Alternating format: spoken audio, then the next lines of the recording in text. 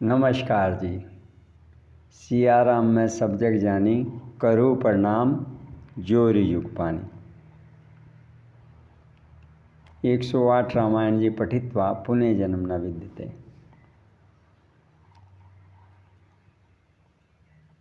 एक समाज में एक बड़ी विचित्र प्रकार की भ्रांति है। वो भ्रांति क्या है? जैसे हर वर्ण के अंदर 10-20 गोत्र हैं। चाहे आप ले लीजिए SC/ST में ले लीजिए, OBC में ले लीजिए, ब्राह्मणों में ले लीजिए। फिर उन्हीं के अंदर है कि उक्त जो गोत्र है या उक्त, जैसे हम ब्राह्मण हैं तो ब्राह्मणों में एक सनाड्य होते हैं, एक सारस्वत होते हैं। सारस्वत कहते हैं सनाड्य छोटे हैं, सनाड्य कहते हैं सारस्वत छोटे हैं। इसी तरह से जो वाल्मीकि समाज है, जाटव समाज है, रैगर हैं, खटीक हैं, अहीर हैं, ये सांसी हैं जिसे पासी बोलते हैं, माली हैं, धोबी हैं, जेवर हैं, आपके बहुत सारे वर्ण हैं। तो सभी में ये रहता है कि ये गोत्र जो है जो हमसे छोटा है और ये गोत्र जो है हमसे बड़ा है। इसी प्रकार से सभी धर्मों में, वर्णों में ये एक विवाद बना रहता है कि हम बड़े हैं और ये छोटे हैं। मैं सबसे बार बार कहता हूँ, जो संवैधानिक व्यवस्था के अंदर जो संविधान लिखा गया है, जो कर्म दंड की धारा के अंदर आते हैं, न्यायपालिका के अधिकार क्षेत्र में ये आ जाता है कि ये कर्म दंड के योग्य है।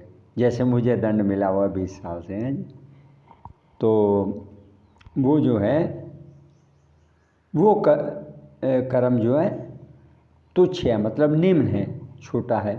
और बाकी कोई भी कर्म छोटा नहीं है। चाहे आप कोई भी काम कर रहे हैं, चाहे आप माली हैं और आप पौधे लगा रहे हैं, आप कुम्हार हैं, आप घड़ा बना रहे हैं, आप कुछ भी, आप एक जेवर हैं, आप टोकरी बना के बेच रहे हैं, तो पुरुषार्थ कोई भी निम्न श्रेणी का नहीं है। इसी प्रकार से वर्ण भी कोई निम्न श्रेणी का नहीं है। चाहे आप मल्लाह हैं, नाव चला रहे हैं, चाहे आप जुलाए हैं, कपड़ा बुन रहे हैं, कोई भी काम हो, झाड़ू लगा रहे हैं, कुछ कर रहे हैं आप, कोई भी काम इस सृष्टि का जो न्यायपालिका के नियम से अपराध की श्रेणी में है, दंड के योग्य हैं। जैसे मैं दंड में हूँ 20 साल से, वो राम जी की न्यायपालिका है ना, जिसमें मैं फंसा हूँ, वो भी न्यायपालिका एक है, वो ऊपर की है। तो वो तो एक प्रकार से अपराध की श्रेणी में है। और जो पुरुषार्थ है वो कोई भी छोटा नहीं है। चाहे आप चाय बना के बेच रहे हैं, चाहे आप कुछ छोले भटूरे बना के बेच रहे हैं, कुछ भी डोसा इडली बेच रहे हैं। अब यहाँ पर ये वर्ण छोटा, ये वर्ण बड़ा। सबसे पहले लोगों ने भ्रम फैला रखा है कि भैया जैसे प्लास्टिक को हम रिसाइकिल करके दोबारा से बना देते हैं, नई चीज़ बना देते हैं, तो राम जी के सिस्टम में जो सिस्टम है उसमें मुर्गे को रिसाइकिल नहीं करते। 84 लाख योनियों में सभी को भ्रमण करना पड़ता। तो इस पे कथा करेंगे तो लंबी हो जाएगी। जिस विषय पे चल रहे हैं उस पे चलते हैं कि हमारा वर्ण क्या है। अब राम जी जब पैदा हुए हैं तो उनको नाई भी चाहिए, दाढ़ी बनाएंगे, धोबी, बाल तो लंबे रखते थे लेकिन दाढ़ी तो बनाते थे, तो धोबी भी चाहिए। मैं भी बनाता हूँ 15-20 दिन में स्वास्थ्य के हिसाब से। तो नाई भी चाहिए, धोबी भी चाहिए, माली भी चाहिए, बर्तन बनाने वाला ठठेरा भी चाहिए। और राम जी के उसमें घोड़े हैं, अस्तबल में कोई जो वाल्मीकि समाज होगा वो सेवा करेगा, और कोई मान लो कोई और जितने जैसे जो काम है वो सब काम करने वाले होंगे ही। तो ये तो राम जी के, फिर राम जी के मित्र भी होंगे जो राम जी के साथ खेलेंगे। ऐसी व्यवस्था राम जी के समय में थी। अब राम जी जब अयोध्या से युद्ध जीत करके चले हैं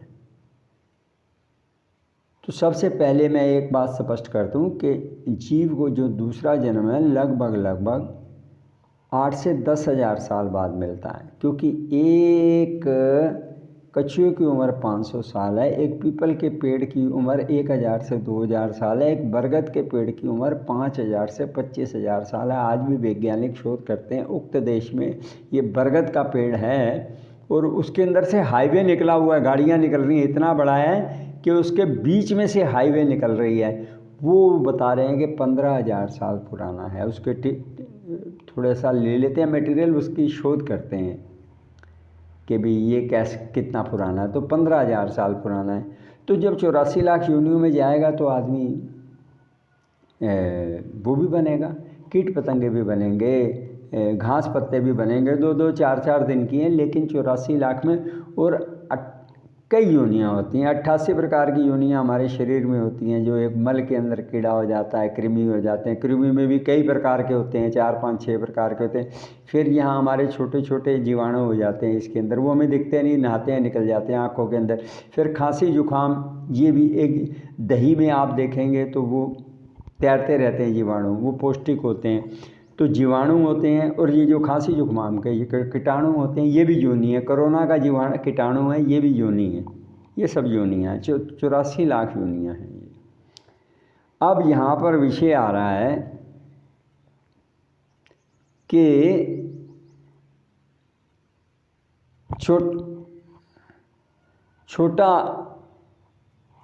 छोटा वर्ण और बड़ा वर्ण, जैसे ब्राह्मणों में सभी समाज में होता है।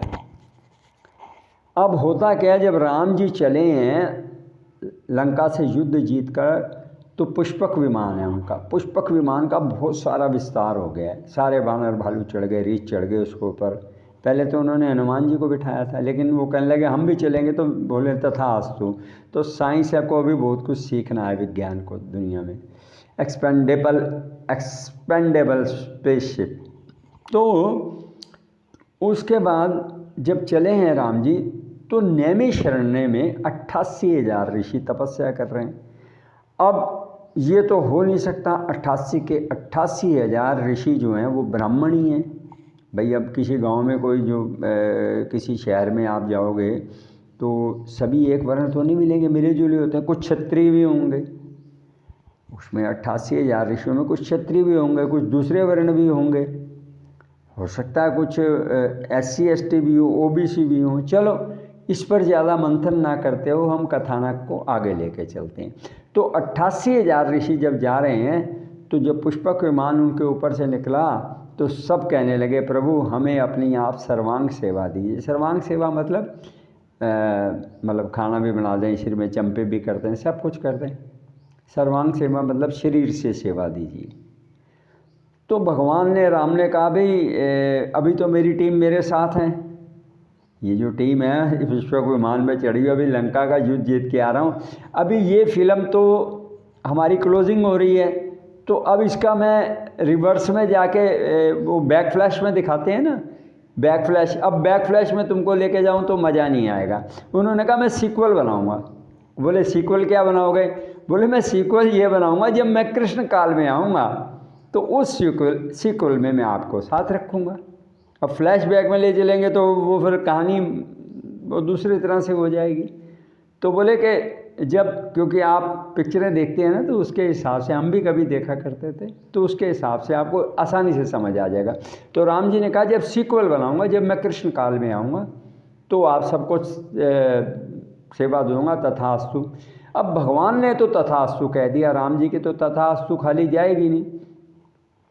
अब 88 राम जी के जन्म में आज से 1,83,00,000 साल पहले राम जी का जन्म हुआ है। और ऐसे लगता है कल की बात है। मेरे को तो ऐसे लगता है 108 रामायण पढ़ रहा हूँ ना, तो मेरे को तो ऐसे लगता है राम जी कल ही थे यार। मैं अयोध्या गया हूँ तो राम जी कल यहीं घूम रहे थे। इसी से तुलसीदास जी ने राम जी का दर्शन कर लिया। जाकी रही भावना जैसी, प्रभु मुहूर्त तिस देखे वैसी। तो मैं राम जी तो कल की बात है, लेकिन 1,83,00,000 साल पहले राम जी हुए। तो जब पुष्पक विमान पे जा रहे हैं 88,000 ऋषियों ने कहा, बोले तथास्तु। अब 88,000 ऋषियों को जब तथास्तु और तप में अपने घोर तप के अंदर वहाँ पर है कह दिया, तो ऐसा नहीं है कि वो सभी ऋषि हर जन्म मनुष्य बनते जा रहे हैं, गधे घोड़े ऊँट बैल दूसरे बन रहे हैं और ऋषि मनुष्य बनते जा रहे हैं। नहीं, यहाँ पर जो गजेंद्र का विषय आया है, गजेंद्र ने जब मगरमच्छ ने पकड़ लिया तो उसने विष्णु भगवान की स्तुति करी, तो उस युग, और काग भुसुंडी जी ने आज भी रामायण गा रहे हैं ऋषिमुख पर्वत के ऊपर, तो उस युग में ये क्षमता संभव है कि पशु पक्षी भी भजन में लीन रहते होंगे। ऐसे कई वृत्तांत आए हैं। तो यहाँ पर क्या है, वो ऋषि मुनि 84 लाख योनियों में घूमते रहे। अब बात तो ये है कि उनको कितना घोर, हर योनि में तो सुख मिला नहीं होगा उनको। 84 लाख योनियों में जब ऋषि मुनि घूमते रहे, हर योनि में तो सुख तो मिला नहीं होगा, कभी दुख भी मिला होगा। तो शरीर छूटे 1,83,00,000 साल के बाद उनको राम जी का सानिध्य मिला है। बहुत कठिन है डगर पलघट की, लाज राखो मोरे घूंघट पटकी, इसलिए जीव को मोक्ष का साधन ढूंढ लेना चाहिए। मैं तो उतना ही भजन चाहता हूँ जिससे मुक्ति हो जाए, ज़्यादा सिद्धि भी नहीं चाहिए, उतनी सिद्धि जितनी मुक्ति हो जाए। तो अब 1,83,00,000 साल बाद जब भगवान कृष्ण आए हैं, तो उन 88,000 ऋषियों को वो क्या करते हैं, चित्रगुप्त या विधमाता, जो डिपार्टमेंट बांटे हुए हैं ना राम जी ने, सभी माया तो राम जी की दासी है, तो बांटे हुए हैं, तो सबको करोड़ोंपति बना देते ऋषियों को, और एक एक मंदिर बना देते वृंदावन में और मथुरा में, और सबको करोड़ोंपति सेठ बना के मंदिर में बिठा देते कि चलो भी अब मेरी माला जपो, मैं आ गया हूँ, जब मैं इधर से निकला करूँगा मेरे को देख लिया करना, तुम्हारे को सर्वांग सेवा मिल गई। ये सर्वांग सेवा नहीं है। अब आपको वर्ण बता रहा हूँ कि जात क्या है। कह रहे हैं जात ना पूछो साध की, पूछ लीजिए ज्ञान, और मोल करो तलवार का, पड़ी रहन दो बयान। आज एकादशी है, मेरा एकादशी का जन्म है, और शनिवार की एकादशी का ही मेरा जन्म है, आज शनिवार है। तो राम जी कहते तुम्हें करोड़ोंपति बना के बिठा दूंगा जब मैं कृष्ण बनूंगा। अब क्या हुआ है, राम जी तो कृष्ण बन के आए, तो उन्होंने किसी को माली बना दिया। अब ये 88,000 ऋषि थे, एक को माली बना दिया, एक को धोबी बना दिया, एक को नाई बना दिया, एक को कुम्हार बना दिया, एक को कटोरी झेवर बना दिया, एक को रैगड़ बना दिया, एक को मल्लाह बना दिया, एक को खटीक बना दिया, क्या क्या बना दिया। वो 88,000 ऋषि थे, क्योंकि ये नहीं है भगवान उसके लिए अलग से आदमी लाएगा। सर्वांग सेवा तो यही है ना। कोई किसी को ठठेरा बना दिया, किसी को वाल्मीकि बना दिया, किसी को जाटव बना दिया, सबको वो 88,000 ऋषियों को ब्रजमंडल में सब जगह फैला दिया। क्रम के हिसाब से आ गए, फिर भगवान कृष्ण भी आ गए। अब यहाँ पर अगर ये होता कि उनको वो करोड़ोंपति बना के मंदिर में बिठा देते और माला जप रहे होते, तो एक तो उनकी चंपी कर रहा नाई कृष्ण भगवान की। अब वो ध्यान लगाते, देखते, अरे कह रहे प्रभु जी हमने आपसे क्या मांगा, हमने तो सर्वांग सेवा मांगी थी, आप हमें हाथों से अपनी सेवा दीजिए, हमें यहाँ माला जपवा रहे हो हैं, और वहाँ आपकी चंपी वो कर रहा है।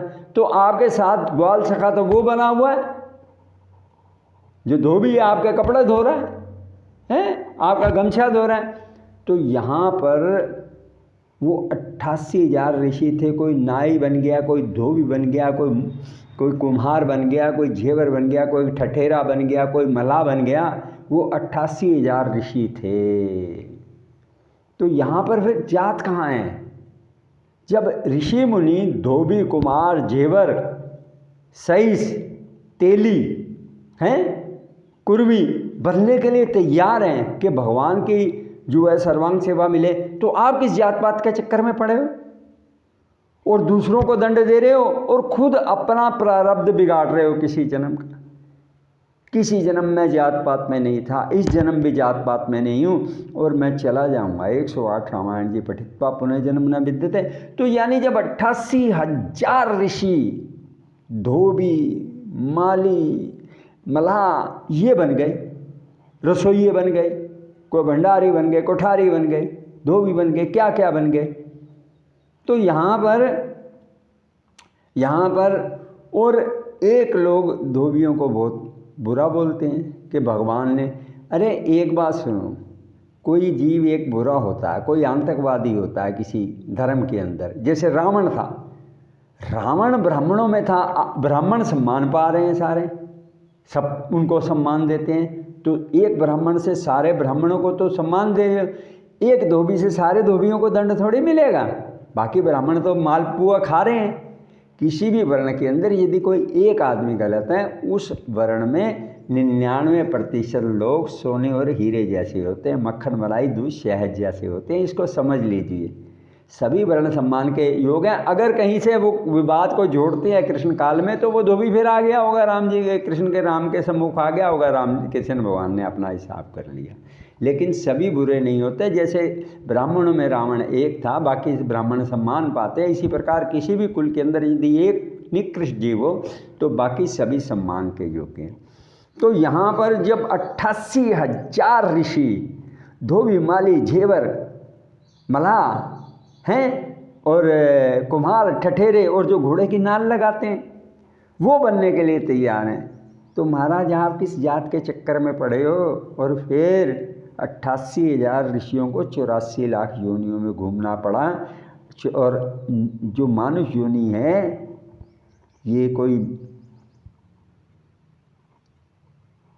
5-7 हज़ार सालों में नहीं मिल रही है, कम से कम 25,000 साल हैं, ज़्यादा से ज़्यादा 3 लाख साल हैं, और कम से कम तर लगाऊंगा तो 8,000 साल से पहले, 8,000 8,500 साल से पहले मनुष्य योनि नहीं मिल रही।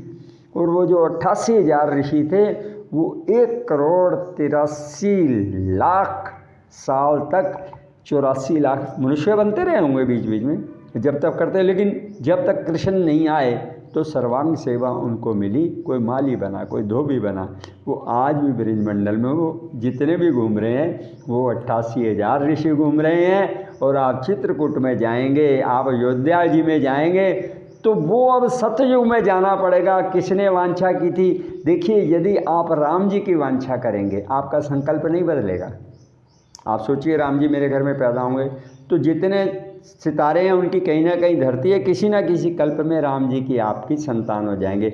अगर मैं सोचूं कि अमिताभ बच्चन मेरे घर पैदा होगा तो अगले जन्म तो मेरा संकल्प बदल जाने वाला है, क्योंकि उस समय तो पर्दे पे कोई दूसरा ही सेंचुरी मार रहा होगा। अब मैं कहूँ सचिन तेंदुलकर मेरा अगले जन्म में बेटा होगा, पता चले अगले जन्म में कोई दूसरा ही छक्के चौके मार रहा है, सेंचुरी कोई दूसरा ही मार रहा है, तो मेरी तो आसक्ति उधर ही जा रही ना, छक्के चौके मारने वाले पर, सेंचुरी मारने वाले पर। इसीलिए सदा राम जी के स्नेही बनिए, जगत के स्नेह से भ्रम में भटक जाएंगे। ये मृग मरीचिका है, रेगिस्तान में हिरन भटकता रहता है, भटकता रहता है, भटकता रहता है, अंत में प्यासा मर जाता है। और राम नाम का जिसने रस पी लिया, वो जब गीधराज संपाति के पास पहुँचे, वो प्यासा भूखा मरता है। जो जगत की तृष्णा में जाता है वो प्यासा भूखा ही मरता है। और जो राम जी के नाम का रस जानता है, जब पांडवों की सेना पहुंची तो संपाति कई दिनों से भूखा था, 2-4 साल का भूखा था। लाखों बंदर आ रहे हैं माता जानकी को ढूंढते हुए, कहता है अब पेट भर गया, अब मेरा 2-4 महीने का राशन आ जाएगा। लेकिन जब उन्होंने कहा जय श्री राम, संपाति की करोड़ों जन्म की भूख प्यास जाती रही। राम नाम का अर्थ समझिए। तो उसने कहा माता जानकी वो बैठी हैं अशोक, क्योंकि गीत की नज़र बड़ी तेज होती है, अशोक वाटिका में अशोक के पेड़ के नीचे बैठी हैं। तो इसलिए यदि आप जगत को चाहेंगे तो कठिन है, और यदि आप राम को चाहेंगे तो कोई चीज़ ऐसी है जो आपके लिए सुलभ नहीं है। सारी चीज़ सुलभ हो जाएंगी आपके साथ। और मोदी जी ने तो पूरे देश में सुलभ शौचालय बना दिए हैं। इन्हीं भावनाओं के साथ खूब संतान बनाइए, खूब धन जोड़िए, खूब पैसा कमाइए, खूब जो आपकी इच्छा खाइए पीजिए, अंत में मुक्ति का साधन ढूंढ लीजिए। महाराज ये 84 ये जो मानुष देह है बहुत कठिन है, बहुत कठिन है। इन्हीं भावनाओं के साथ आज एकादशी की बधाई हो। गुड डे, जय हिंद एवरीबॉडी।